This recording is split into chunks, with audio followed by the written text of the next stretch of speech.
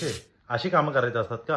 हां, नेपाळचा तो बालेन शाह नवीन प्रधानमंत्री आहे. त्याला साधं काम करायचं पण माहीत नाही. अरे, त्याने जे प्रायव्हेट शाळा आहेत, त्या सर्व बंद केल्या आणि सरकारी शाळेवरती जास्त जोर देतोय. का?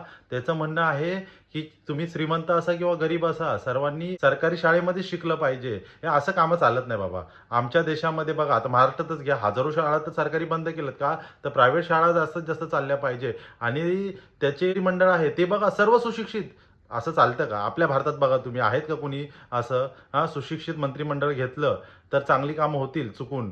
तर ह्याला जबाबदार कोण? अशी कामं नाही झाली पाहिजे. आणि त्यांनी एक नवीन नियम काढला, की जर कोणी करप्शन केलं असेल तर त्याला जेलमध्ये टाकायचं. असं कधी होतं का? करप्शन केल्यावरती जेलमध्ये जातात काय?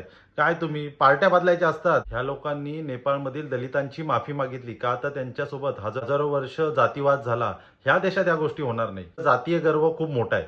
त्या गोष्टी आपल्या देशामध्ये शक्यच नाही. कृपया तुम्ही तशा गोष्टी करू नये आणि आमच्या देशापर्यंत ह्या गोष्टी पोहोचू नये. त्यांच्या मंत्र्यांच्या गाड्या रस्त्यावरून चालत असताना तो मंत्री स्वतःची गाडी थांबवतो आणि बोलतो, "नाही, नाही, नाही. पहिल्या जी जनता आहे त्यांच्या गाड्या जाऊ दे, त्याच्यानंतर मी जाईल."